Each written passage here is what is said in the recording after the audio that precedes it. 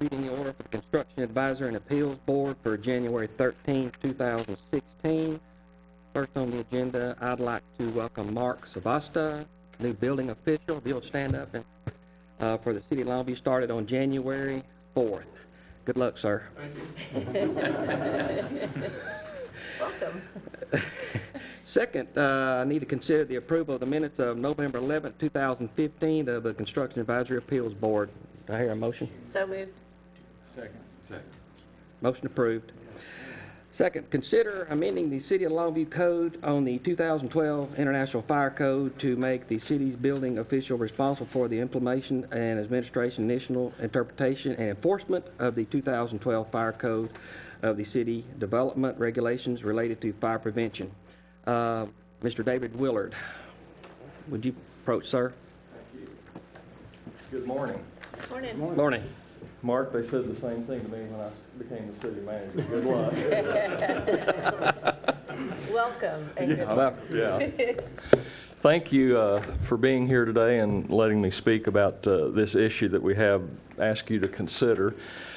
Since I became the city manager, it's nothing new. One of my main mandates when I became the city manager from the council, and that's continued for the 8.5 or so years I've been here, is to look for ways to make the development process in Longview as seamless and as easy as possible as we can to do development in Longview. And so, as you all know, you have experience with that every day, and that has been our goal, and Mr. Shirley and his staff do a great job at finding ways to become more efficient. One of the things that, and what we have asking you to consider today is, and of course one of the big areas of problems or questions or miscommunications or whatever really are a result of the fire code. And it's almost like the fire code has kind of taken a life of its own.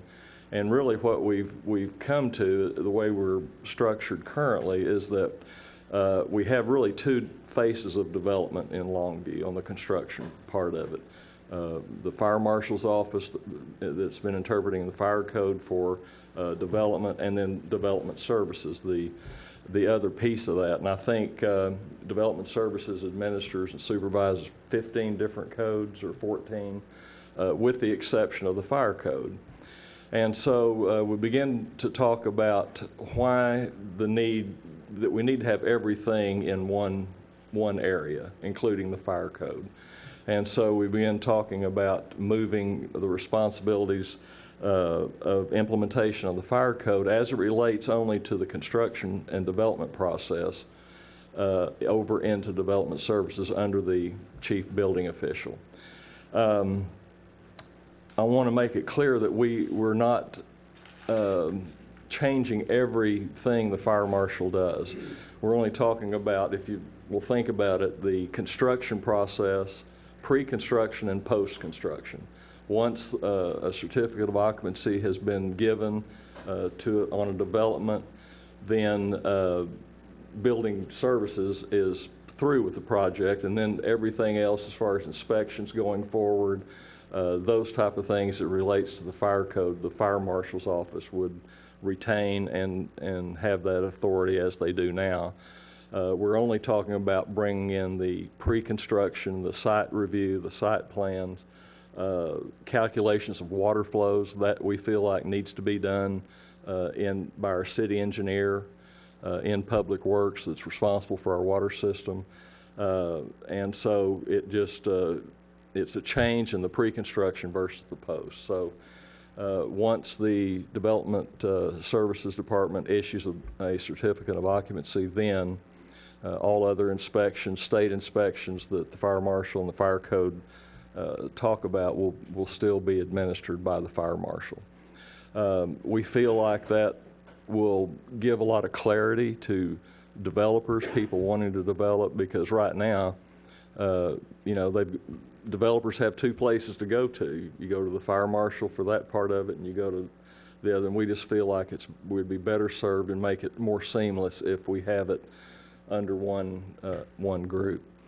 I know we're not the only city that looks at this. I read recently where the city of Amarillo actually moved the fire marshal's office into development services to get that where they could handle it in that way there. I think that would be a mistake, and we wouldn't certainly want to do that. But I think this would clarify it. I think the city council is supportive of this change and would ask you to consider approving this change in philosophy in the way that we're going. So I'd be happy to. Now, you've got the proposed ordinance in there, and Robert Ray, our assistant city attorney, is here to answer any questions you might have, or Michael, as far as that's concerned. But I'd be happy to take any questions or comments. Go ahead. David, I have one question, and that's keeping it seamless, which I love that opportunity. So as a contractor or developer, you get to the point, Development of Services has approved everything, and then, okay, now it's post-occupancy. How are we going to make sure that when it turns over, that the fire marshal doesn't come back and say, or disagree with something developments? Because that has been a rub in the past where you get to the end of a project and then somebody else steps in, whether it be the fire marshal or someone else, and says, oh, by the way, you have to do this. That is where the huge rub comes in, and that's where we get a bad reputation. So I want to make sure that you've thought of that, I know, so explain that. Well, I think that they'd probably be back here at this. Now, I don't know, does your body look at things post-construction after the CO? Not typically. Or not? So that's a good question. What about the appeal or on things like that, in a Michael? situation, if it was something major, then we'd be looking at why we missed it and address it there. We have, like, from the zoning standpoint, and certainly could come back before this board if it were a big issue that we just missed, and either look at ways to try to rectify it or get variances. I'm trying to think of some situations where that's happened, and it would be more. I don't imagine that the fire marshal's office is going to come back around and start nitpicking the construction features. When they do their annual inspections, and I'm not going to speak on behalf of what they do, but it's more looking at, they're checking for exiting, they're looking at more the operational side, not the building and construction. Now, if there's some blatant electrical issues, extension cords that are ran all through the ceiling, in lieu of proper electrical. Those are the kind of things that they're looking at. They're not going to be coming in and making sure that we properly administered the construction of a firewall or sprinkler systems or things like that. I think that's the key word, operational versus. And I was speaking specifically about a occupancy, to let the owner occupy the building and to get the building permit at that point, Yeah, that will be done strictly by development services. Okay, so it wouldn't be someone else coming in and taking over? No, it's No. all going to be in our house. Perfect. But once that certificate of occupancy is issued, they have annual inspections that True. they go on for every business in town, and that'll continue, and that won't change at all. But we won't get to the occupancy part of it and then have a disagreement. That'll be handled in development services. But Okay. once that certificate CO is issued, then Okay. just in the course of their annual inspections over time, and then if we have a conflict, and they see those, I'm sure, on a regular basis anyway, as they go in, some of these, the age on some of the buildings they go and look at. Thank you.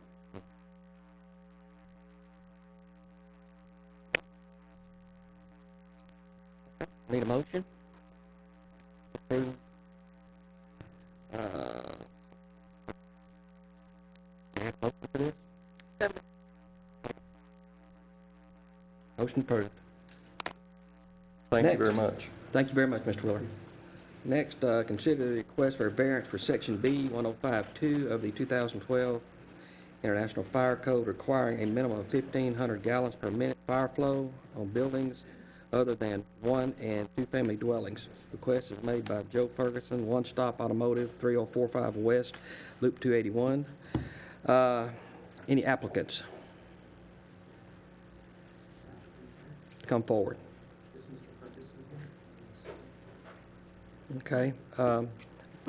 Next, Dennis.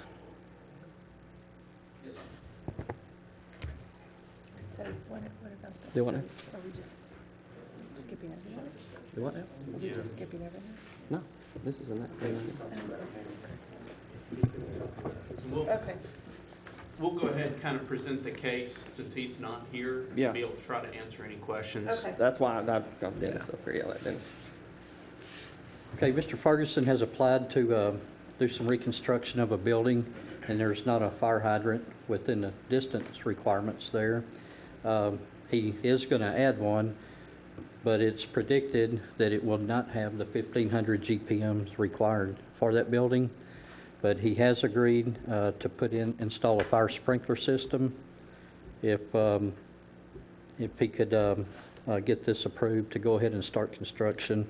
The city has, our engineering staff, I believe, has going to put it on a CIP project that might take 5 years to extend a water line to this to increase the flow of this hydrant, but still it would be less than the 1,500 required. So when he's asking if he agrees to put the fire sprinkler system in, could he get approval to go ahead and start construction on this building? What's the projected flow? I don't think I have that. I believe it seems like it was going to be in the 13s, or do you recall, Michael? I don't remember it being that high. It was substantially lower than the 1,500. And kind of to follow up, the fire code does require a minimum 1,500 across the board. It's 1,500, but the sprinkler systems, when they're pressurized, they can operate at a lower level. Correct. But is it enough flow to support a suppression system? Yes, we would have to get the calculations on that, but a lot of the fire sprinklers will operate on 300 to 400. All right. Okay. And this is a small building also, 7,500 square feet, I believe. All right. One Stop Automotive. The building that's adjacent to his property, is that the one that's burned down already? Correct. He's wanting to rebuild it. Okay. Yes. Do we know, I mean, obviously there wasn't a suppression system on hand, but do we have any reports as to, was it inadequate flow that prevented the fire from being extinguished? Or anything I like don't know that? the history on that one. That was some time back. Okay.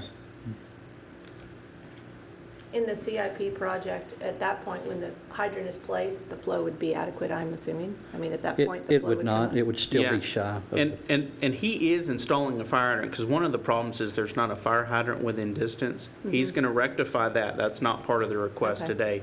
But the hydrant that's on the line that we did flow test, that's more, it was like 1,000 or more feet away, did not have near the flow that we were comfortable with. And so,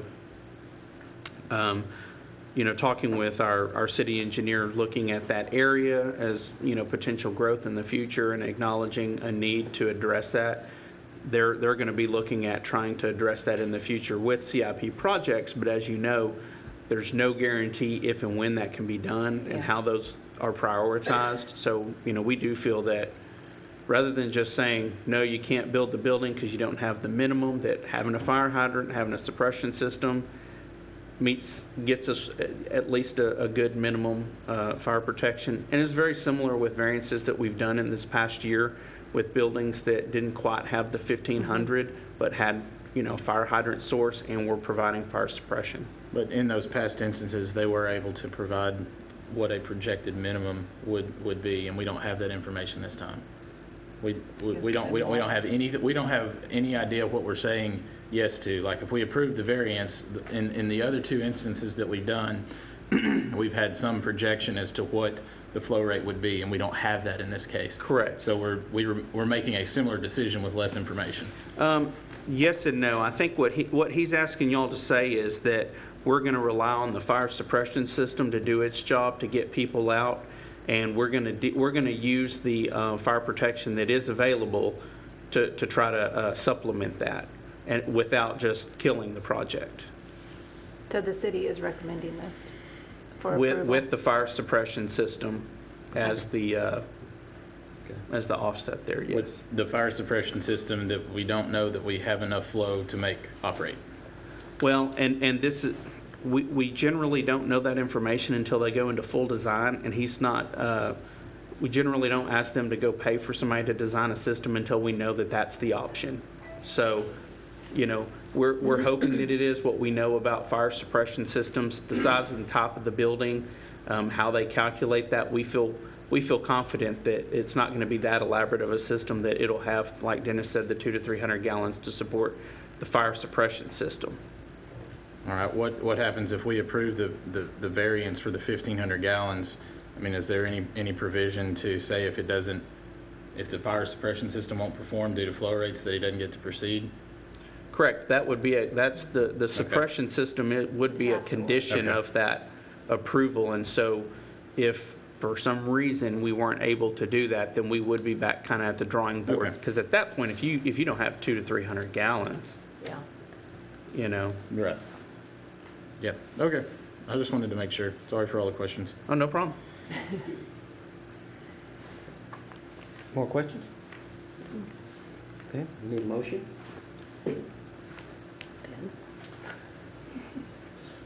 Yeah. Well, I'd kind of want to see what the projected minimum is. Someone has something on paper somewhere where they know it's not 1,500. They know it's not zero. Tell me something between 0 and 1,500. Well, the thing about this, it's only going to take 300 to just move the fire system, and it's going to have 300 regardless, just for What him if to it's pump no water. measurable flow? Yeah. He's 1,000 feet. Now he's gonna that was at the nearest hydrant, Yeah. and so now we're gonna run another 1,000 feet. You know, so Well, I make a motion with the caveat that if the flow doesn't work, obviously, the city is not going to proceed with this project, so. You can also make sure that that fire suppression is part of that. Part of the motion. Yes. Is that it Okay. would function. Okay. I'll second that. Okay. All for? Aye. yeah. Opposed? Motion passed. Okay, item D, consider amending Chapter 40 of the Code of Ordinance, Section 40-132, modifications to strengthen the requirements of the 2012 International Fire Code as it pertains to animal care facilities. We got some speaker cards here. Would you like to speak first, Michael? Yeah, let me Okay, go ahead, Michael. kind of give an introduction. Okay. Kind of while we're talking about this. And All right. as you know, last year we had a catastrophic fire there on Judson Road that had a significant impact for animal care facilities where we lost some animals. Through that process, Ms. Kelly Heitkamp approached City Council after that, talking about the need to have stricter ordinances as it relates to animal care facilities. And so through that presentation and discussion with council, she presented to the city a draft ordinance that would strengthen the fire code, defining animal care facilities and so forth. And so she presented that to the city. We've submitted it to our city attorneys, and they've been working through that and kind of putting it in city ordinance format. I'm going to let her come up and talk and give her presentation and talk a little bit about that. And then when she's done, I'll talk about some of the specifics of what the ordinance in language term means, and then we can open the public hearing and get comment from those that I know are here to talk about that. Okay. Good morning. Hello. Morning. I'm Kelly Heitkamp. I am an animal welfare attorney. I practice in Texas and I practice in Colorado. I work generally with state legislatures and sometimes federal, protecting laws, drafting legislation and pushing legislation that protects animals from violent crime and neglect and abuse. I've worked with the city a little bit in the past, and unfortunately here I am again on this ordinance. This is not a personal attack on any particular industry, and I hope that they understand, anyone here who's going to talk against this ordinance today, it's not a personal attack. I believe that this is in the best interest of our community. I certainly think it's in the best interest of the state as well. So this will be addressed, I believe, in Austin in this next legislative session as well. So what happens here today plays a big role in, I think, what happens across the state and maybe in other states. I'm going to go through just a brief history, making it clear that this is not a tragedy that's just specific to Longview. It's a tragedy throughout the country. Just in the year 2015, in December, just a few weeks ago, Stanton, California, there were between 700 to 800 reptiles that were injured or displaced by a fire on a Wednesday morning at a pet store. About 50 firefighters responded to a 2-alarm fire. And that's also, and I was hoping that Johnny Zachary would be here today, but I understand there's something going on with the city and he's otherwise occupied. Firefighters are also in danger. This is not just about animals. This is about firefighters and these folks that show up. And a lot of these folks are animal lovers. When they get there and they see the circumstances, they're going to put themselves in danger because they see those faces. And these are things that we could prevent. Also, December 8th, just a few weeks ago in Sacramento, California, firefighters were able to save several of the animals. This was an electrical fire in Sacramento. It was an exotic pet store, but several snakes and spiders didn't survive. In November, specifically the 23rd, the Washington Post reported that nearly all dogs at a no-kill shelter in Middle Massachusetts, I believe it was Paxton outside of Boston, it was a rescue called Sweet Pea Friends of Rutland Animals, Inc. It caught fire late Sunday night when no one was on the property. And there were at least 40 to 50 animals that lost their lives in this fire. These animals were there for a rescue. Many of them had been there all their lives. Some of them had been there for several years, and ironically, they were all scheduled to have their pictures taken with Santa following the Thanksgiving holiday. On Memorial Day, 2015, in Lawrence, Kansas, a fire broke out in Pet World, also an electrical fire, which seems to be the most common fire when it comes to these facilities. The representative of the store would not announce the number of fatalities, but we know it was a total loss. We suspect it was a very high death toll, and that's why they did not want to identify the number of the animals lost in the fire. That store had been closed for the holiday. There was nobody there. May 28th, 2015, in Indiana, Pennsylvania, there was an exotic pet store in western Pennsylvania, and a fire swept through and killed almost all of the animals. The place was called Pierce's Pet Palace. And the owner said he was only able to save a few animals. That fire broke out early morning Thursday. February of 2015 in York, South Carolina at 4:30 in the morning at the Richardson Rescue, also taking in, unwanted animals and keeping them. Fire broke out behind their house. These people owned the rescue. They lived on the property. The fire broke out. They heard in the middle of the night the dogs barking. When they woke, they went out and they saw the entire building was in flames. 19 firefighters used 3 tankers, a service truck, and an engine to battle the blaze for 5 hours. A lot of these facilities have chemicals, they have oxygen, they have all sorts of types of things that are highly flammable. And that causes these fires to burn more quickly and burn hotter. They're very serious, not just to the animals, but to the firefighters, the buildings adjacent to these properties. Among the 16 dogs that died in that particular fire, there was a beagle mother. She had 4 3-week-old puppies with her. Several chihuahuas died, 2 terrier puppies, a pregnant dog, and a blind dog, unable to get out of the cage. January 27th of 2015, just a year ago in Las Vegas, there was a pet store called Prince and Princess Puppy Boutique. And this is a real tragedy because the people that intentionally set this place on fire were the owners. They were after insurance proceeds. There were 27 puppies inside this facility. Those 27 puppies survived because that particular facility in Las Vegas had a sprinkler system. And the firefighters reported that. They said the sprinkler systems were able to keep this fire at bay until they were able to arrive and offer assistance. And that's why those 27 puppies. By the way, one of the owners is now, I understand, in the penitentiary. Also, in 2013, there were 2 other big fires. I mean, there are a lot of these fires throughout the country. But a huge fire happened in August of 2016 at a PetSmart in Jackson, Tennessee. They had 200 animals. They had a loss of 100 animals. It happened on a Sunday morning before the business was open. The investigators believe it was an electrical fire that may have started in one of the bird cage facilities. Many of the deceased animals died of smoke inhalation. These animals aren't all burning to death. Burning is obviously ISIS's #1 thing to do when it comes to deterring anybody who's against them, second to beheading. So when we think about fire, we have to think about it being the worst type of death imaginable.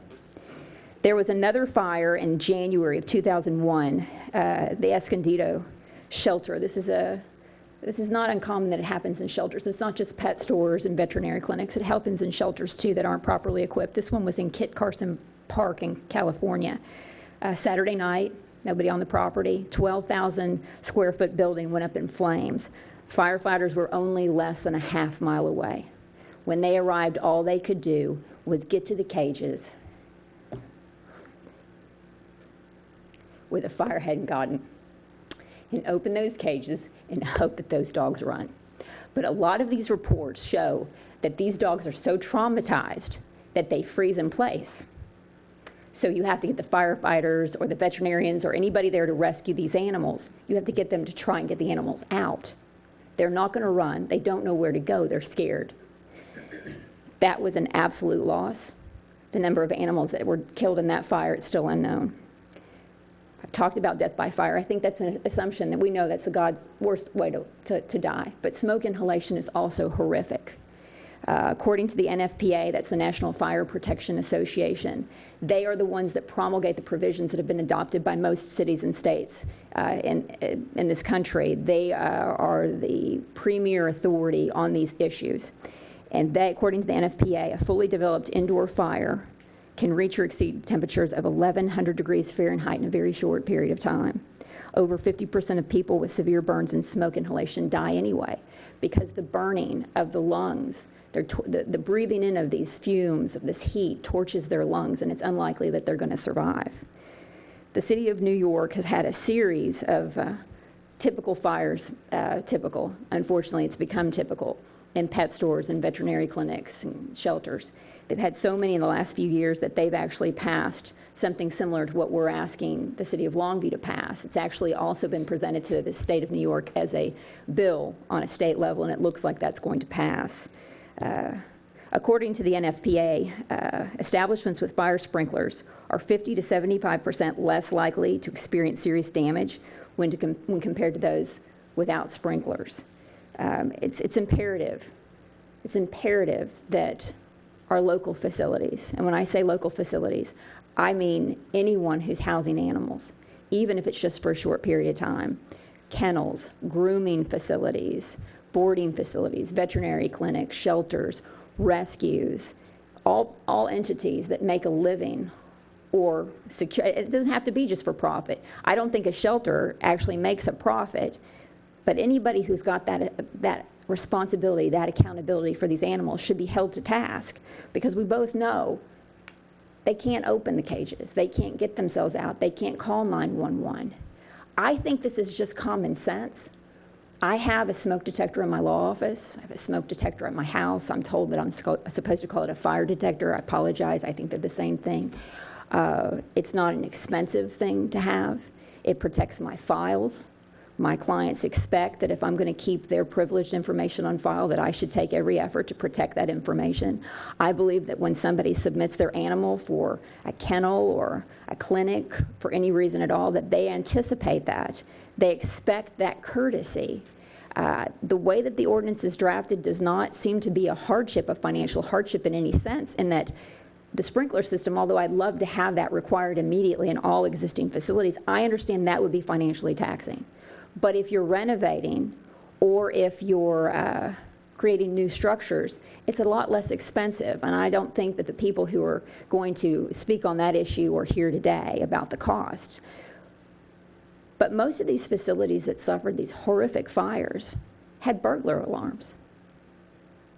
They understood the necessity to protect their financial things, their money, their computers, their property. My question is, why didn't you feel it was equally responsible to protect those from which you profit? The people making money on these animals are often more concerned about protecting their benefit, their financial gain, and not those that have been entrusted in their care. And there would be no money coming into these facilities if the people presenting their animals didn't love them. This is all an act of love. These people could leave their animals at home when they go out of town. They could go without getting veterinary care, but they entrust these people because they love their pets. There's no other reason. There's no other reason. It's like folks with daycare. You take your child to the best daycare you can find because you care about your child. You want to make sure your child is cared for during the day. I can't imagine having children running through a daycare at night unsupervised with no smoke detector. To a lot of us, our animals are our children, and we pay a ridiculous sum of money for their care, and we're very passionate about others caring for them as well. The goal of this ordinance is to protect this precious and most valuable life, because they have no chance if we don't get up and fight for them. I'd love to believe that the veterinarians, the kennels, and the groomers, and the shelters, all the boarding facilities in this community have stood up and done what I think is the right thing and put in place smoke detectors. It's been 7 months since that horrific fire took 38 lives in Longview. There were 40 animals in that shelter. 38 perished. 7 months. I know of a few folks that have voluntarily put those systems in place. One of them is my personal vet, Dr. Susan Little. She's an amazing individual. I never had one conversation with her about this. I walked in one day and I looked up and there was the smoke detector. It's very comforting to see that. But I suspect that the opposition is going to say, we can't afford this. This is all too expensive. It is the responsibility of the consumer to make sure there's a fire detector system. If they want a sprinkler system, they need to go to a vet that has that. But the reality is, most people, I don't believe, know what they're looking at. When you look at, ADT or any other type of service on the wall, you don't know if it's a burglar system or a smoke system. If you look up on the ceiling, you don't know if that's a sprinkler system or smoke detector. And as a layman, how do you know if it's actually functioning? I don't know many facilities that are going to let just any individual off the street come in and start testing things to make sure that they work. It's ridiculous. What I'm asking for is this ordinance as presented by the City of Longview. I think that it needs to be tested by the fire department regularly, not be left up to the folks that have the facilities to confirm that it's in good working condition. But I know with my law office that I have the fire department come by regularly, like once a year, and make sure I have my fire extinguisher, make sure that I'm in compliance. It's not a problem, it's not an imposition, we're glad to have them. My house is made of wood. I'm very glad to have them, it's welcome. Plus it makes my clients feel better, more assured that we're doing what we can to protect them. I'm concerned about the fines. I think there should be significant fines for anyone who's failing to be in compliance, because that's the best way to deter bad behavior, is financially. And I'm also concerned that there's a 12-month deadline in the ordinance. I don't think you need 12 months to get a smoke detector in place. Again, it's been since June since this community suffered this horrific tragedy. It shouldn't take but a few weeks to get these things in place. When it comes to the cost of upkeep, I think that's the number one concern of business owners. And I do understand that. But please keep in mind that according to the Animal Pet Products Association, they have a formal website and they do this annually, the U.S. pet industry expenditures for 2015 alone were $60.59 billion. People who love animals are spending a ridiculous sum of money on their pets. Of that, with respect to medicine and supplies, $14.39 billion was spent. For vet care, $15.73 billion.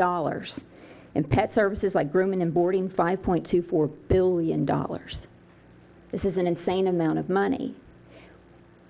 These facilities aren't volunteering their time, they're charging for the care of these animals.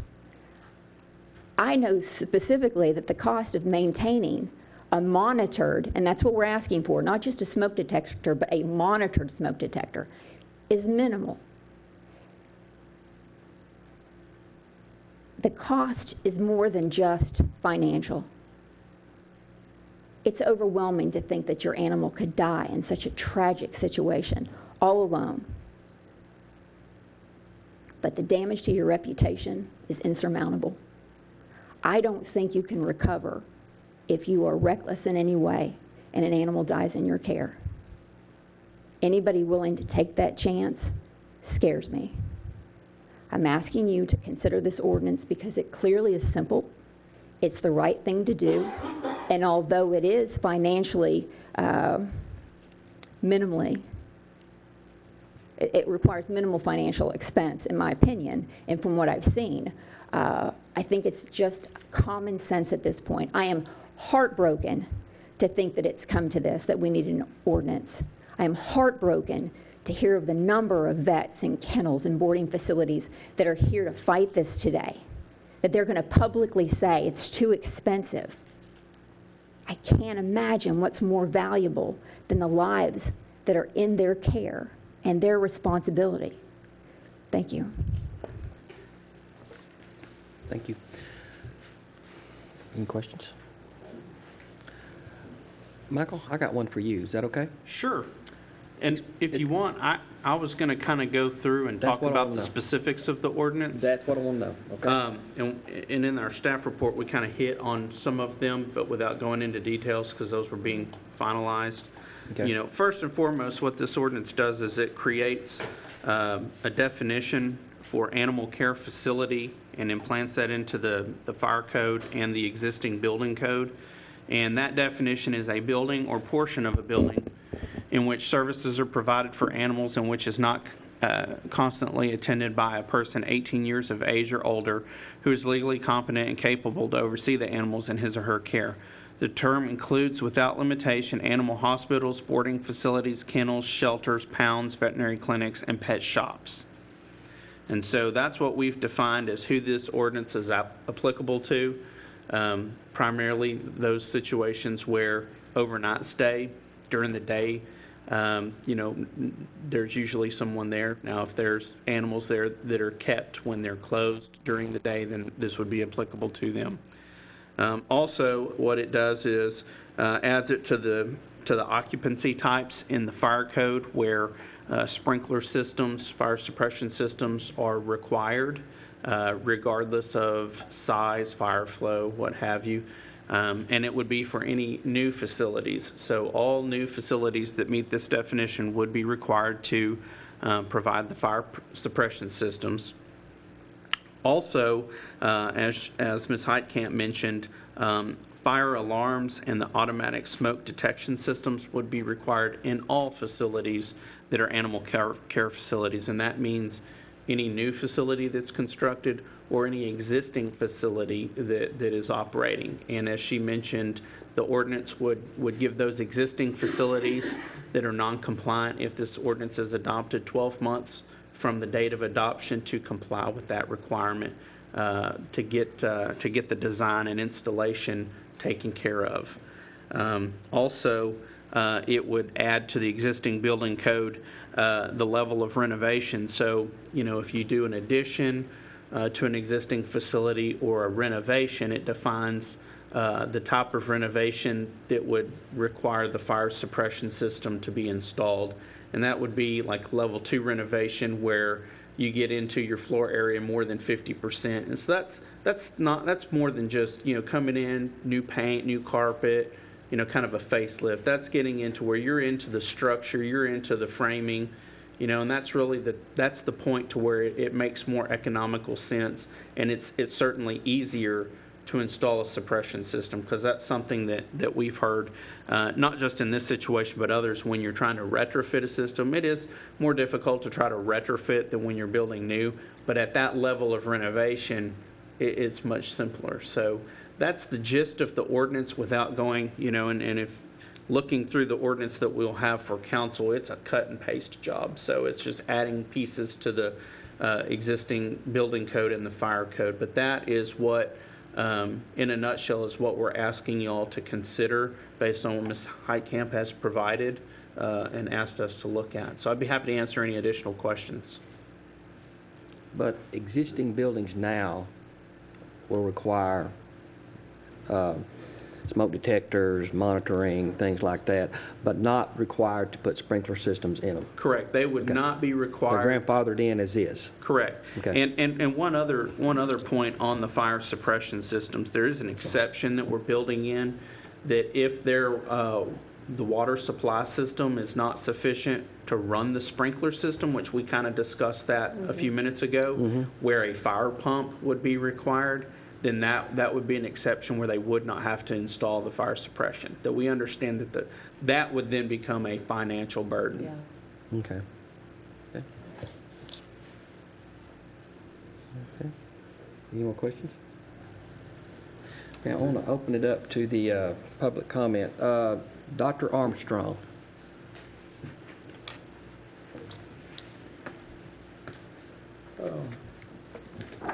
I don't speak very good in public. I wrote a kind of a letter here. I'll give you all a copy of it if I can approach.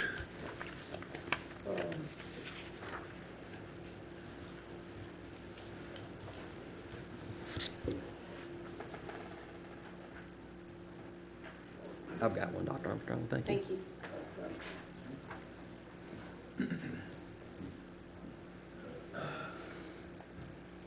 Got a tough act to follow. Already been described as being a pretty bad guy. I've been here since 1969. I'm, I guess, the oldest veterinarian in town. I don't speak for everybody. Actually, I don't know of any veterinarian that had any input into this thing. First any of us knew about it was Monday morning when we opened our mail. That's 48 hours ago. I believe that's right in Aggie math. I'm not well prepared. I'll be honest with you. I have not done any research. Called around a little bit.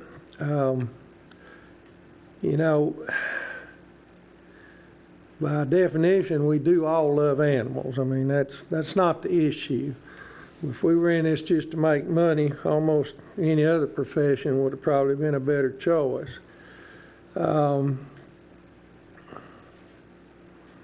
We've not been privy to any of and I saw the ordinance here a while ago, and I'll be honest, I know they're very well represented by council.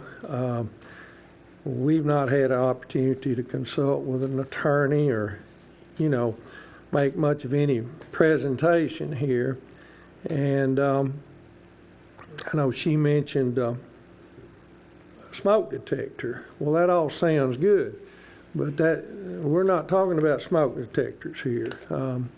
I redid my burglar alarm system here a couple of years ago, and of course in my home I have my smoke detectors attached to my alarm. It's monitored.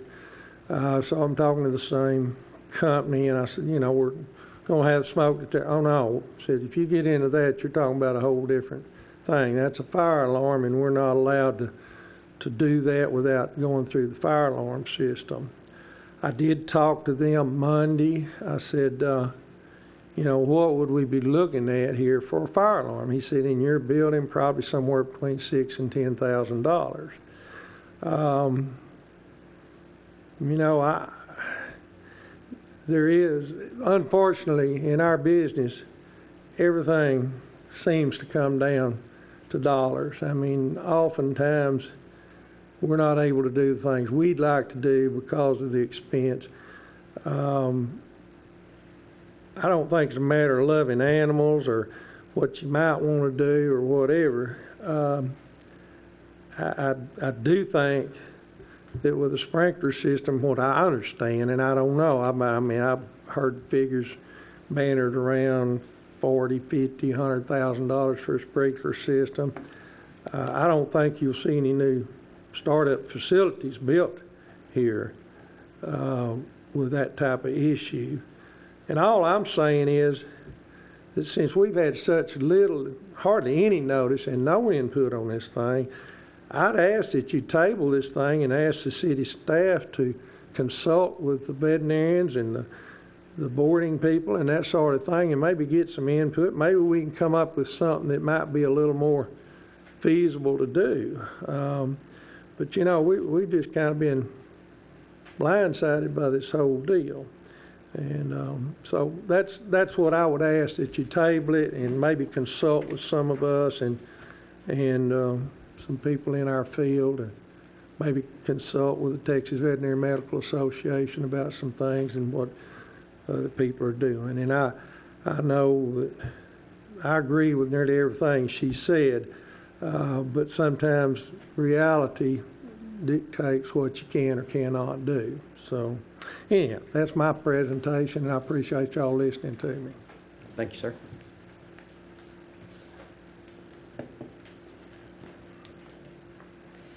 Ken Glaze. Good morning. Thank you for allowing us to speak. And right off the bat, I want it to be known that we're all here for the welfare of the animals. I've been on task force committees and things before, and I spent nearly 50 years as a veterinarian, Dr. Armstrong and other veterinarians behind me, and if we didn't care for animals, we wouldn't be here. Like he said, we'd be doing something else. And I take a little umbrage in the fact that it's all for our profit. Everybody is doing a business somewhere for profit. And, you know, veterinarians provide jobs, we pay taxes, we spend a lot of money in the community. I just hate to see it all boil down to the fact that money is driving one side of this thing or the other. That's not necessarily the case. Although it is very expensive to do this, we're all concerned about what may happen to some animals, and I was there at Dr. Kimbrough's fire, and I was trying to help him with just happened to be coming back from a meeting. And it is tragic, and nobody wants anything like that to happen to an animal or to a human being. And so, but I do want to reiterate that we were not notified about this. We had no idea what was going on. We weren't consulted. We don't have legal advice. We're asking for time for us to get some studies done and to see what is available. There may be more than one way to handle this as far as we're concerned. It's nice to get up and say, you know, everybody needs all of this, but there are a lot of other things, like he was talking about water supply to a particular building, or maybe certain buildings may have different fire problems than other ones. So I think there's more to it than just saying, okay, y'all got 12 months to fix this, and if not, we're going to start fining you. So I, again, am asking for time for us to study the situation, give us the opportunity to join in with the plan to try to do something. And let's try to get away from those money-hungry veterinarians. That really bothers me. Thank you.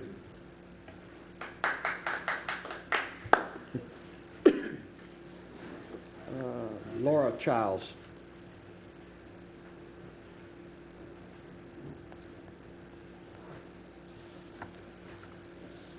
Mine might be your next card, Don Childs.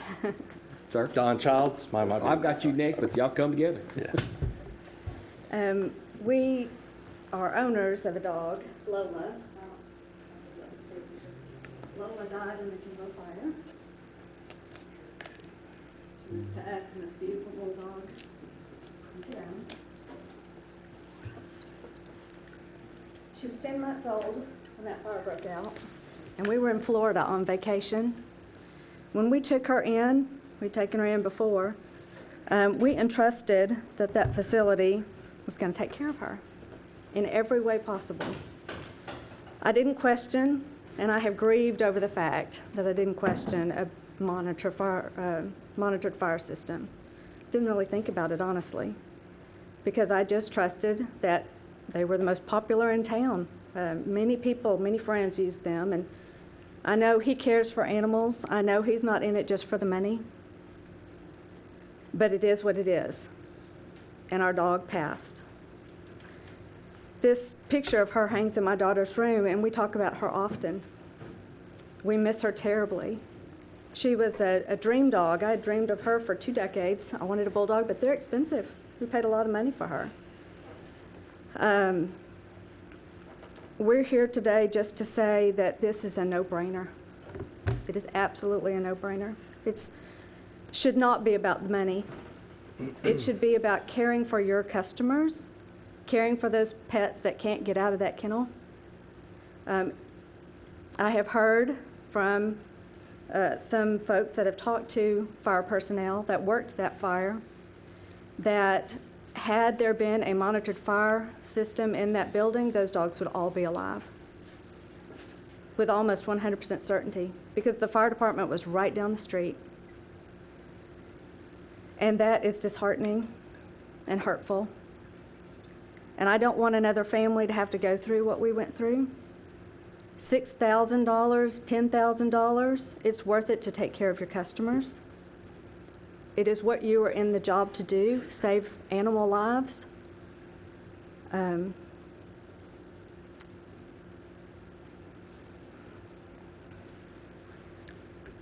Hey everybody, Don Childs. Grew up in Longview, lived here forever, not an attorney, not a public figure, not a speaker.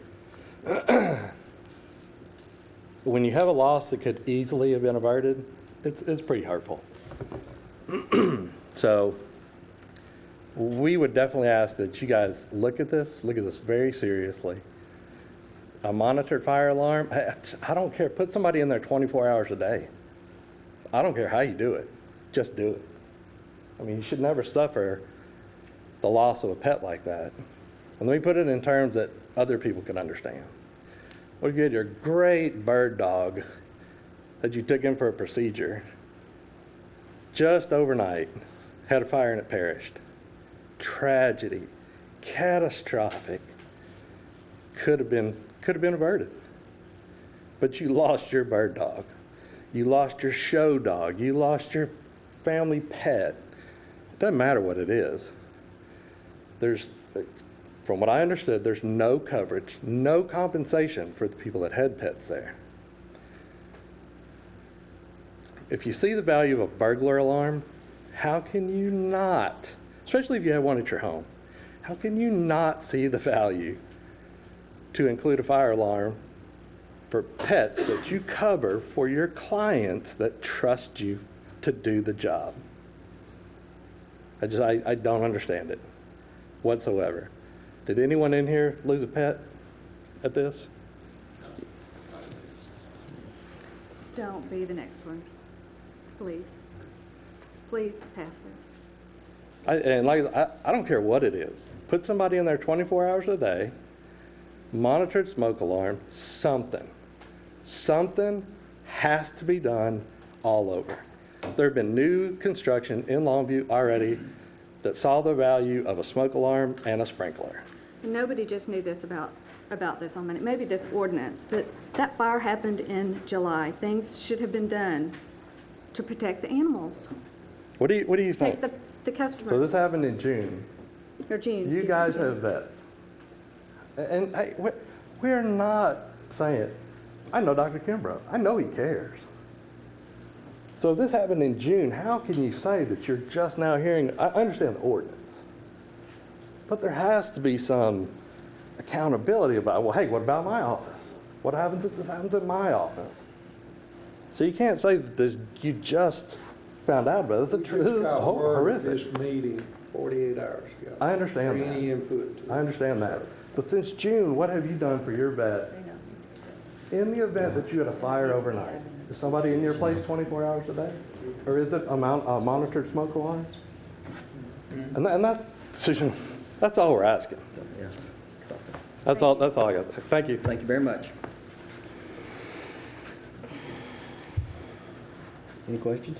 I do want to just add one thing. I did receive a phone call, a voice message from Dr. Little from the Little Animal Hospital, and she did say that she was in support. She didn't know if she could be here.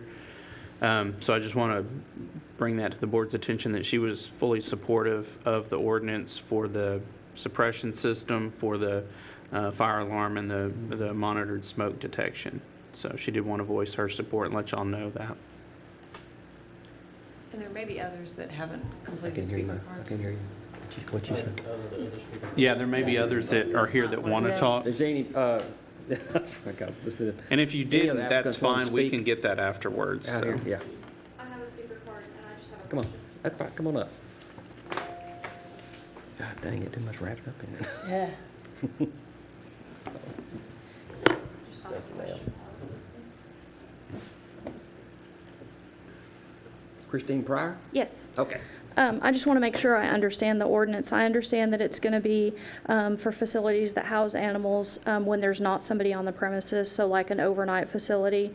In the case of our local emergency clinic, there typically are not animals there when there's not a person there.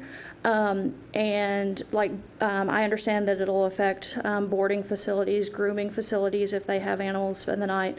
The question kind of came up about, is this going to pertain to rescue organizations that potentially house animals maybe in their homes, but they're pet dogs, they are, foster dogs that technically don't belong to that person. They are caring for that dog on behalf of a rescue organization.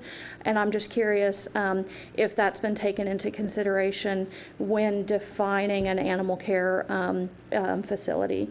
Yes, and I can answer that. Michael, would you like to address that? Yeah, and basically, under city ordinance, we restrict the number of animals that you can have at a residence. And so if a person is choosing to foster animals, they're still held to that number. So we don't look at that as a business operation where they're going to have a large amount. So that they would not fall under this ordinance because that still falls under what is considered a single-family dwelling and a non-commercial home occupation, if you will. Right. What number is that? I believe it's 6, and there's some things in there depending on if they have, a litter of puppies or whatever. There's some Temporary timelines built things, in, but yeah. So it would still fall under the same regulations as just a single-family home. Okay, that's just, I wanted to make sure that was clarified. And so as I understand it, the option would be have a capable adult there to monitor, or have a monitored fire alarm that is monitored by a security system. And then if there is a new facility built, or if there is a significant renovation of a facility, then sprinkler systems would be incorporated. Yes, Okay. any new facility or under the existing building code where that level of renovation would Okay. require it. And I just want to make sure, I'm just trying to clarify so that that I myself kind of know exactly what's happening. I'm not commenting for or against this ordinance. I'm just trying to make sure that I understand what's going on. Thank you. Thank you. Thank you, ma'am. Doug? So, Michael, where we're at today is we're under the 2012 International Code. Correct. As it is, and they have a animal care facilities codes in underneath that umbrella, under the No, fire what codes? we're doing is adding to Right. to those codes. Currently, it doesn't reference animal care facilities. It just, It does.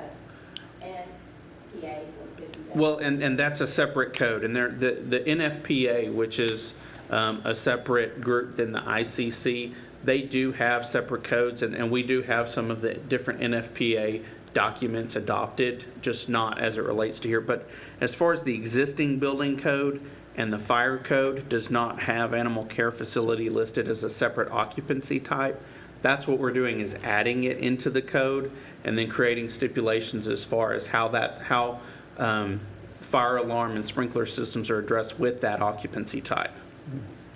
May I just add, I understood, and that's why I wanted Johnny Zachary here. I understood, and maybe incorrect, that the city of Longview had adopted the NFPA in its entirety. Don't believe so. Okay, I would need to talk to Johnny. I hope the city will talk to Johnny too. Can I say one more thing? Sure. I don't think any of us are against trying to protect these animals. All I'm asking is that we get some input into this thing, because we're going to be drastically affected. And I just think it's a courtesy, and I know it's not a legality. Y'all can do whatever you want to do. But I would ask that maybe you give us a chance to work with you on this thing instead of just kind of doing it. So that's all I'm asking, is to table it and let's look at it. Thank you. Thank you, sir. That was the purpose of my speech also. Can I make a motion? I make a motion, we table it. I would, before you make a motion to table, I think we need to understand what tabling does. That basically kills it. If you want to, Well, I didn't mean to kill Okay. Yeah, that, I mean, if we're making, and that's what I want to do before we make motions. And so, and I just kind of want to back up and address some of the issues that were brought up in the letter by Mr. Armstrong. You know, we certainly do apologize. You know, we did send out the letters last week when we found out that we had a quorum for the meeting. We didn't want to send out a letter that said, hey, we think we're going to have a meeting about an ordinance that's going to regulate your business at some point in the future. So as soon as we were able to get confirmation of this meeting, we sent it out. We got final language. We've been working with the city attorney's office on finally defining that based on what Ms. Heitkamp has presented, because this ordinance is a little different than how we normally bring ordinances. Normally, ordinances are driven by city staff based on a need. In this situation, it's based on a citizen request. She's presented the ordinance. We've taken it and put it into the legal format that our attorneys need to present to y'all. You know, that's why we didn't have all these meetings. That's what this meeting is for, is to get their input and to discuss whether or not this is a good option, whether or not there needs to be amendments to it, and so forth. So just to kind of address those comments. Now, as far as how y'all choose to move forward, we can move forward a number of ways. If you feel like you need more information, if y'all want to, you know, postpone it until the next meeting, that's an option, to where you just take no action, postpone it, give everybody time to get information, bring it forward. If you want to take action on it and send it to city council and let city council hear it and let them make that determination, because Michael, there's one more public hearing I think we need required. to postpone it and give the veterinarians a chance to talk to y'all and discuss things with y'all. I believe that all animals need protecting. Now, Sure. they're a lot different when they're caged up, they have no way to get out, they are, I mean, we wouldn't do a human that way, why would we do an animal that way? A lot different than animals on the farm that can run. They can't. But I also believe there needs to be a compromise on both ends. They need to understand what you're really doing. I don't think they understand yet. They were caught off guard. I don't want to table this. Let's postpone it till next meeting and let y'all talk to the veterinarians and get together with them, and y'all get a compromise of whatever y'all need. And let's, I think what our role thus far is to present it. I don't know that, it's not staff's job at this juncture to take that input and recraft the ordinance. I think that's where they're coming to you as that board, making that a recommendation to city council. Right. That's where y'all will come into play and say, you know what, we like it as presented, or we don't. We think that maybe we need to back it down a little bit. And that's where we would ask for some direction from y'all. That would be in your recommendation, because like I said, this is an ordinance that's been proposed by Ms. Heitkamp. We've assisted her in getting it in legal format. So I do think something needs to be done. It sounds like in our option Yes. today, if we can postpone it, or we can say that as the ordinance has been presented today, it's not something that we would approve. That's correct. And, yeah. So, and either way, some modifications are going to have to be done. So we could take action today and close. So will you make a motion to that? I'll motion to disapprove. And I would certainly, as a manner with a motion, would take comment on specifics, that way we would have some direction. This ordinance with a motion to not, a motion to not recommend approval, don't know that means it still doesn't go to city council. That You want specifics from me? I think it would be helpful, Okay. not just for myself, but for, Ms. Heitkamp to understand Sure. where the board's feeling. I think, because council's going to ask that. If we do take it to council, they're going to say, well, why didn't the board like it? Okay, and not on behalf of the rest of the committee, but for me personally. I know Dr. Kimbrough. I know him personally. I grew up with his kids. I used to ride horses with Christy and Jenny and Julie, and and used to keep horses on his land. I've known him for a long time. I also, know the level of regret that he has that these animals perished in the fire. If everything was reset back to zero, and I knew that his facility was unsprinkled, which I did at the time, it was built in the early 80s when that wasn't even really a consideration. If if given the option, I would still take my dog there. Now, I don't board my dog. I have someone come in and house sit for me because my dog does better. She's 7 pounds, okay? We don't share a similar body type, obviously. But she does better at home, so I don't usually leave her in a boarding facility of any kind. That said, she had the occasion a couple of years ago where she had an issue where she was on IVs and had to be monitored, and she was there for a couple of days. And if I knew that the risk today, I would still take her down there because there's no one on this planet that I trust more than Dr. Kimbrough with my dog. That's just, and that's all there is to it. And there's people that are going to feel that way about Dr. Armstrong and any other veterinarians that are in there, that they trust these vets implicitly with their dogs. I don't care what you do to Petco, PetSmart, what you do to them, that's a retail thing, and that's fine. But anything that would impact the potential for care, to be able to receive care for our animals from our veterinarian of choice, absolutely not, okay? I'm sympathetic to what Dr. Armstrong said. I'm sympathetic to what the Childs said. They lost a 10-month-old baby, gorgeous dog, and I hate that for them. But everyone has a good idea. What Ms. Heitkamp presented, it's a great idea. It's not a good law. I know we call it an ordinance, but it winds up being a law that actually comes with penalties in a 12-month time frame.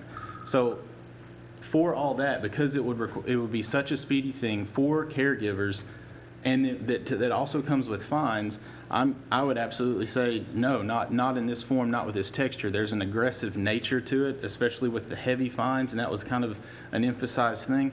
It just doesn't need to be. It doesn't need to come. We don't need to come at it from that angle. Everyone wants to protect dogs' lives. Absolutely, we all want to. No real rational human is going to willingly endanger their pets. But at the same token, fires are extremely infrequent. Okay, they just are. Sick animals that have diseases that need to be treated by their veterinarians of choice are much more frequent than the fires that have killed them. I know we were presented with national statistics, and those are alarming statistics. They are. I'm sure the Childs will never entrust their animal to a facility that doesn't have fully monitored fire system and fire suppression systems and smoke and fire alarms. I don't doubt that they'll make that decision, but they have the freedom to make that decision and not patronize a business that doesn't have those things.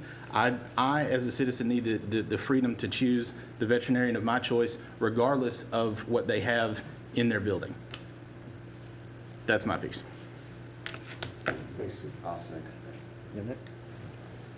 He seconded, he made the motion and he seconded it. Do you want to? All opposed? Well, yes, we're approving. You got me confused now. What are You're going to have to. Okay, so we have a motion. You're going to have to stay. So we have a motion to deny and a second. All in favor of that motion for denial? Right. Say aye. Yes. Okay. Yes. Aye. Aye. So that was unanimous? Yes. Okay. Yeah. Thank you. But let me clarify, this doesn't mean that the ordinance is dead, correct? This just means it will be postponed until the next committee hearing next month, correct? Giving, They have made their recommendation, so we'll check with our attorneys and make sure that recommendation can still go to council, and I believe what it you want? can, but it won't be coming back to this board. Okay. Anything else? Not on that item. Now he's got the maintenance code thing. Do what now? There's one more Okay, down yeah, we there. got your maintenance code here. All right, next on the agenda, review and discuss the 2012 International Property Maintenance Code. Michael? Thank you, Mr. Pirtle. What I'd like to talk about today, and this is just a presentation, it will be coming back next month where we'll discuss it in more detail and ask for a vote. We weren't sure how much time we'd have today because we knew we had a lengthy agenda since we had to push some of the items from last month for lack of a quorum. But the property maintenance code is a guide that is published by the International Code Council, which publishes all of our construction codes, all of our plumbing, mechanical, fuel, gas, building, existing building, fire codes, and so forth. This is a companion code. But instead of talking about construction features and life safety features with construction, it gets more into the details of what I would term just common sense property maintenance. And that's something that through our comprehensive plan process, one of the topics that just kept coming up is what can we do about properties that people are not taking care of, whether it be commercial properties, residential properties, rental properties. What can we do? And we do have some ordinances in place that addresses that. We do have a multifamily housing ordinance that deals with multifamily housing, and we do have standards in place that require them to maintain those at a certain level. And it's very detailed, much like the property maintenance code, but it's not a model code. It's just based on local. And that's the thing. You have two options when you're adopting property maintenance. You can either go with model ordinances, which we have chosen with all of our building and construction codes, or you can draft your own standard language like we do on many of our other local ordinances. What we're proposing is to follow the 2012 version, because that is in line with all of our other code families and staying with a code family, and kind of talking about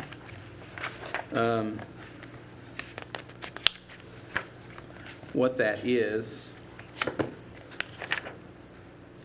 I mentioned in the through the comprehensive plan, one thing that we can do with property maintenance, we've talked a lot in the last several months about crime prevention and neighborhood revitalization, and those two terms go hand in hand. One of the ways that we can prevent crime in neighborhoods is urban renewal and community revitalization. We've all heard of that broken window theory. This is to combat that. We do have ordinances in place for nuisance abatement of substandard buildings, and that's when they get to a level where they're not habitable. I mean, they're dangerous. But we don't have anything to prevent them to get to that level, basically demolition by neglect. And so that's what the property maintenance code does. And as I mentioned, the scope of it would apply to all buildings, not just rental, not just single family, not two family.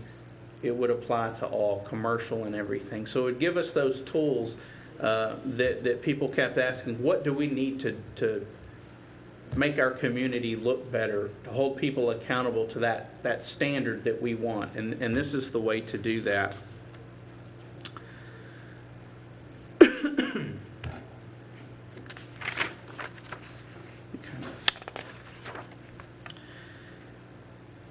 And just kind of reading through the code, and I'm sorry, I was not able to make a copy of the code because they're copyrighted, but just to kind of describe the code, it's about 25 pages. It's not a lengthy code, but it is a detailed code.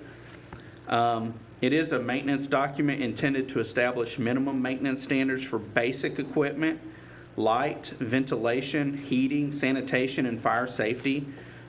Responsibility is fixed among owners, operators, and occupants for code compliance. So it does put responsibility on all, not just the owner. There's tenant responsibilities, and we have that in our multifamily ordinance too, where tenants have a responsibility for maintenance too. They can't just pass it off to the owner. And then it provides for the regulation and safe use of existing structures in the interest of social and economic welfare of the community. And just kind of going through the code, these are the general topics. You've got the light, ventilation, occupancy limitations, plumbing facilities and fixture requirements, mechanical, electrical requirements, fire safety, boarding, and securing buildings. That's all through about 7 chapters. And each chapter is just a handful of pages. Are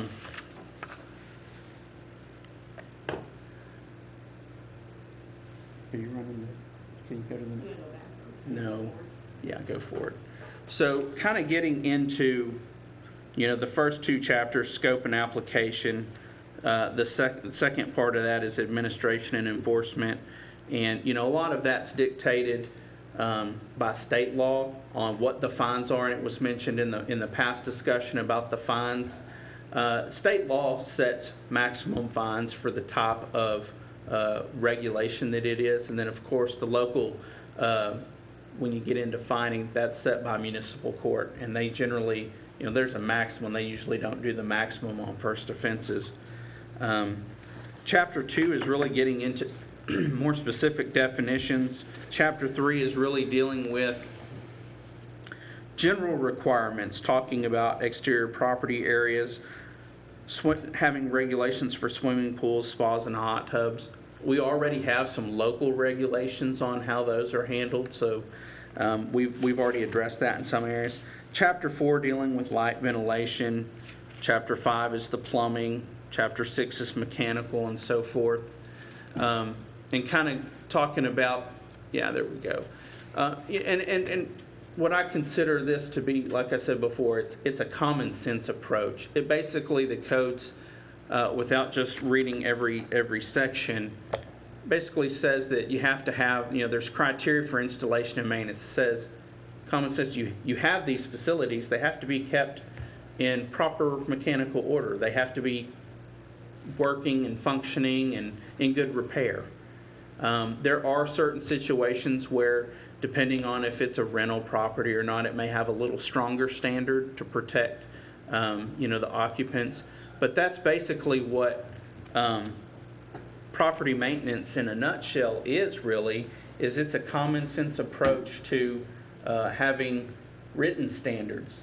Because when you say common sense, we all know my common sense, your common sense, someone else's, it varies a little bit.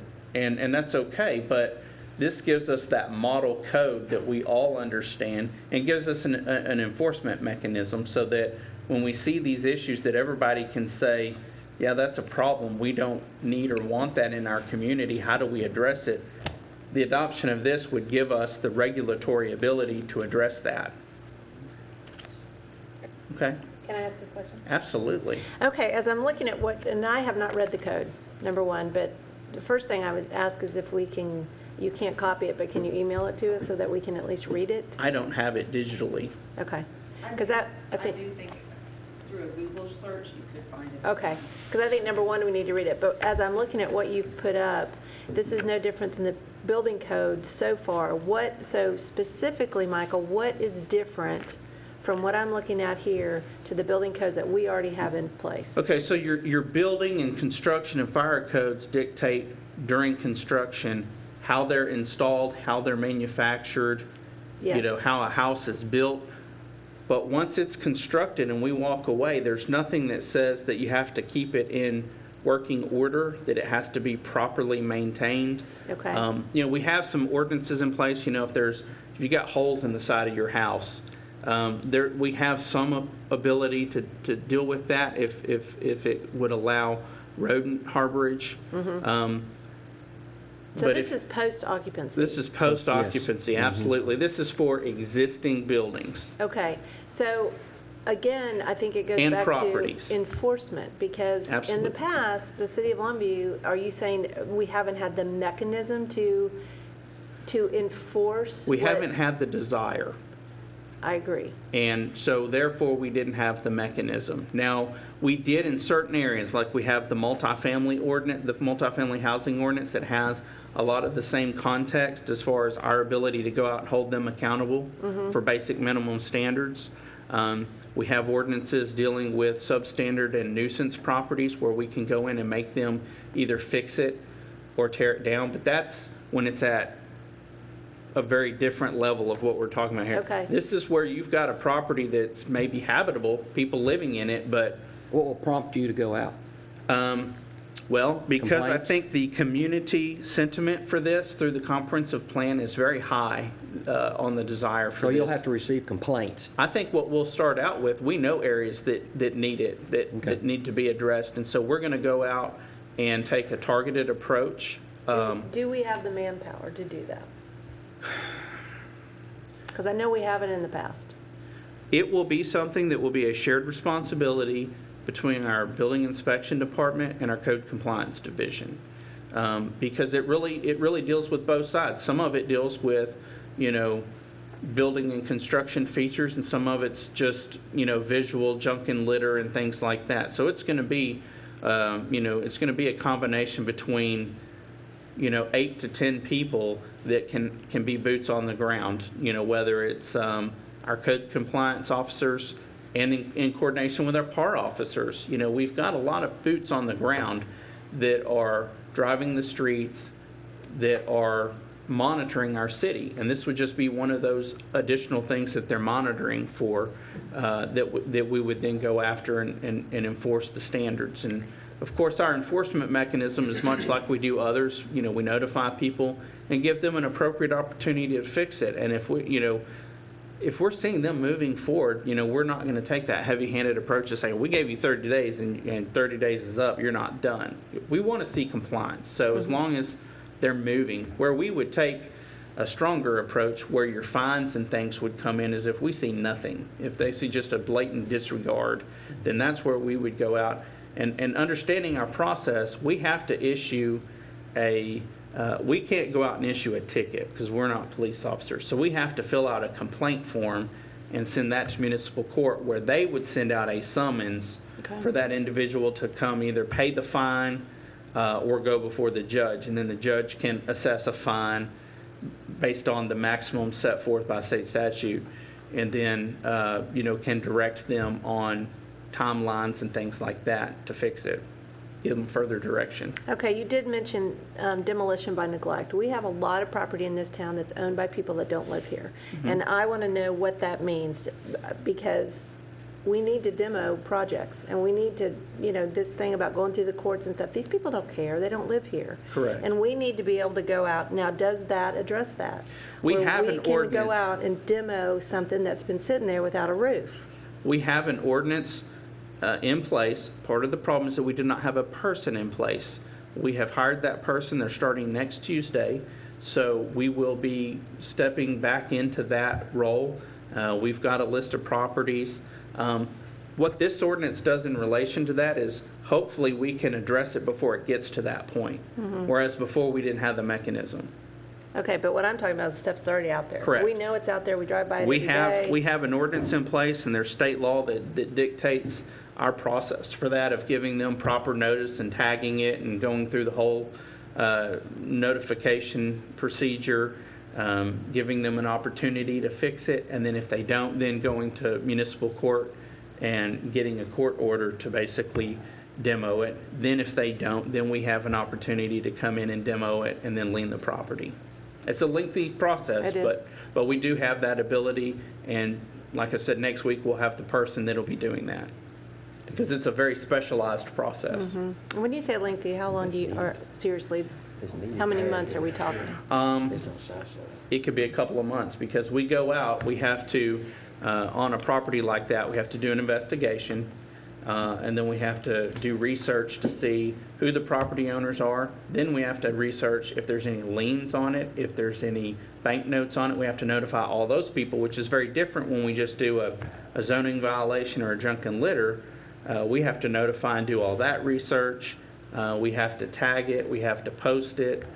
Then we give them an opportunity to come in and visit with us and try to fix it based on our assessment. And then if they're going down that path, then good. If not, then there's a process of going to municipal court. We have to schedule that, put it on the docket. There's a notification procedure. And then from there, generally the judge, they'll have an opportunity, we'll have an opportunity. He'll make a determination to say, okay, it is substandard, because we can't make that determination. Well, I guess my question is, does this code shorten that period at all? No. No. This code, like I said, that's a separate That's a process. legal issue, I'm assuming. This is to give us the ability to stop it, hopefully, before it gets to that point. Okay. To where All right. houses that have a broken window, we can make them fix it. Maybe their roof doesn't have a hole in it, but it's in disrepair. Maybe it's just the tar paper that's on there and not, we can't go out and say, you don't have shingles, you need to do that. Now, if there's a hole in their roof, yeah, we have the ability to go out and say, that's a problem. But it gives us the ability to go out and enforce maintenance of the property so that it doesn't deteriorate to the point of substandard, Okay. needing demolition. So in essence, it's really protecting more of, say, the tenant also It than anything else. absolutely can Because the protect landlord's the not going to tenant. fix his property, you can make him fix it. Correct. Or It make it it habitable. holds everybody accountable.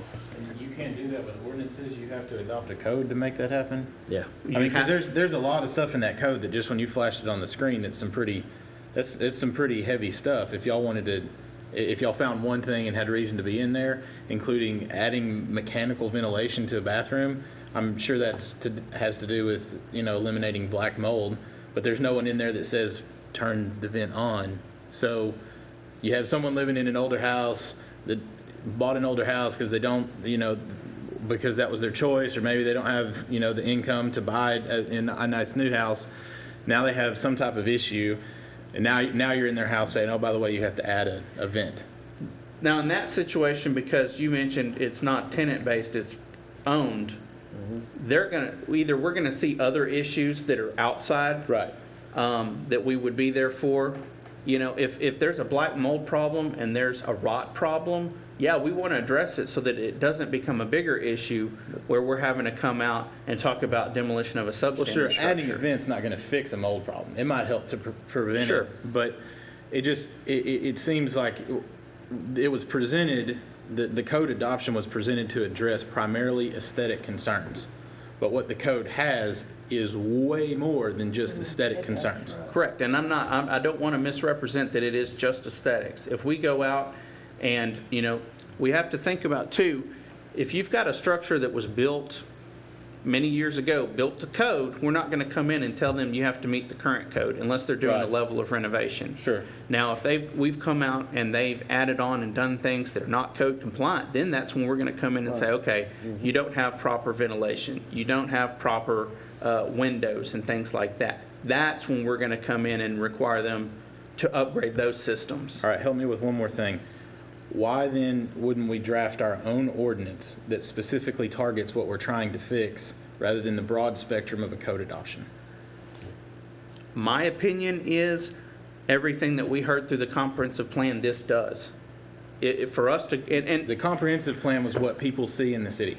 It doesn't matter what's going on in their houses. I would disagree because a lot of the comments that we heard were, there's a lot of people that have houses that have holes in the floor, they've got holes in the interior ceiling, they've got, lights and fixtures and systems that are not working.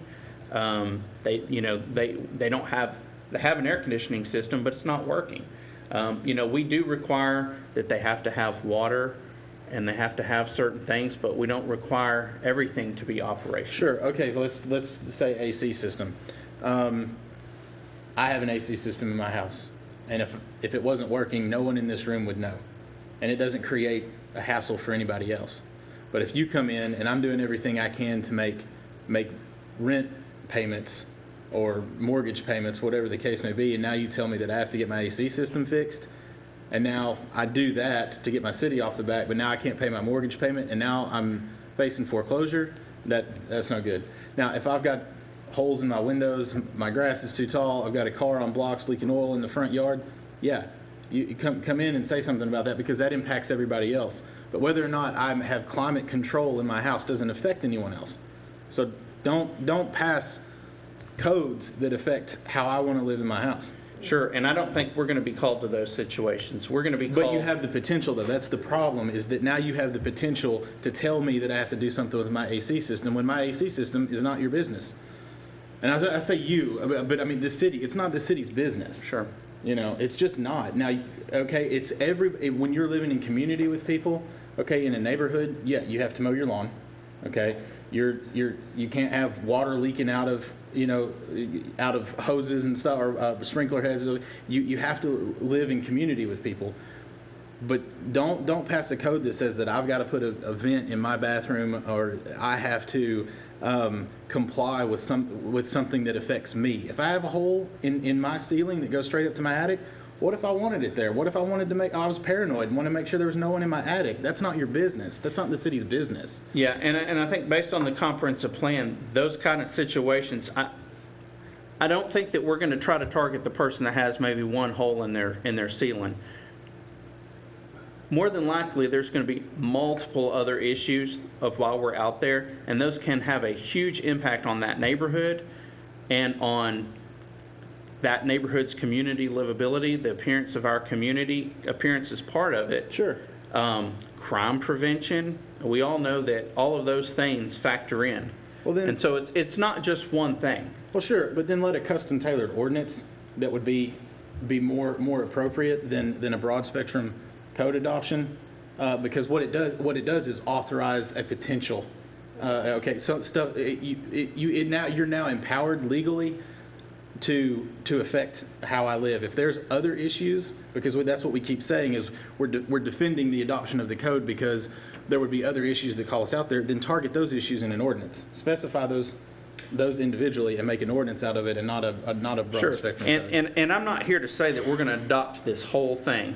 I mean, even on our building and fire codes, we don't always adopt the whole code. We're just presenting the idea. This is just a discussion about the idea and the concept, and I definitely welcome all these comments, because that's one thing we don't want to do is adopt something cover to cover and have those unintended consequences. Right. So that's one of the things we're going to be doing between now and next month is looking through, identifying areas that we're not trying to impact and make sure that we're doing what our intentions are with it. I'm sure our attorneys will have plenty to say about making those exceptions and deletions there. And so definitely understand that. It sounds like you're heading in the right direction because Yeah, you're starting now to enforce what we already have. Sure. And that's where you're going to determine how far we're going to go. And I don't And think to he was trying to tell you have to put an air conditioner in your house. Well, no, I know, think but I'm what, just- what the No, but city's trying to do he's is exactly say, right. When if you a adopt a customer's living in code, a house, it opens the door that they could do that. Yeah, But that's what we may need the ability that if you have a tenant that has an air conditioning system that they can't get fixed because the for rental landlord won't property, do it. fine. I think it's more tenant-based than it is home-based. But Michael, didn't you say we already have that in the multifamily ordinance? That's only for multifamily single-family. structures. That's not Okay. tenant.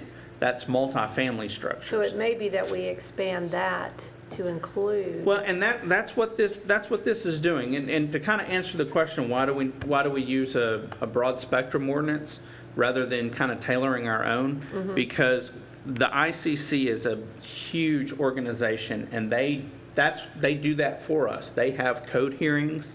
They look at not just Longview, but they have hearings where they hear from industry professionals, and they try to put something together so that we don't have to. Because if we have to go through and pick apart the 30 pages of what we want and what we don't want without at least something to start with, Yeah. it'd never happen. Okay, but you don't recreate the wheel. But that 30-page document is going to be, I'm assuming, picked apart in some form or fashion to accommodate what the city of Longview is trying to do. Correct. We're going to Okay. look through, and if there's something that is blatantly not what we're trying to do, we're going to take that out. Like I mentioned, there's areas that talk about pools and spas and other things where we already have codes. We may accept that one and just refer back and say, we already have a local code that does that, and just accept that area. Okay. Okay.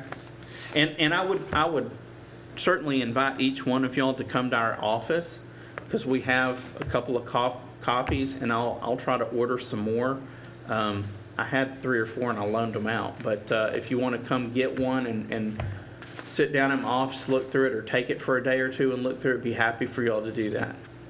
So today, really, you're just opening the door for discussion. Just opening the door, absolutely, for y'all to do some research. If you have, like, the comments that we've had are very beneficial, just opening that door for us to come back next month, discuss it further, and potentially take action. Michael, I think what would be really helpful to me anyway would be specifically bullet points like the codes that we have now do not address. You said this is going to give you more of the ability to enforce some things post-occupancy that we do not do now. That would be the most important, I think, for you to show to us would be what is it allowing you to do that you can't do now, number one, and number two, how does this address what we want to happen from the comprehensive plan? Okay. Because I think those two things, as a board, we could say that that's very positive. And I think everyone in this town would say, we agree with that. Absolutely. So, Okay. Okay. Need a motion? we don't need a motion? No This is just motion. This discussion. was just for discussion, and Just I for mean, discussion? Okay, cool. if y'all have no more questions or no more comments. Nope. I'm good. And like I said, if you have anything, call us, be happy to discuss it, meet with y'all. This is just the start of opening the door. Okay, Okay. perfect. We all done? Meeting adjourned.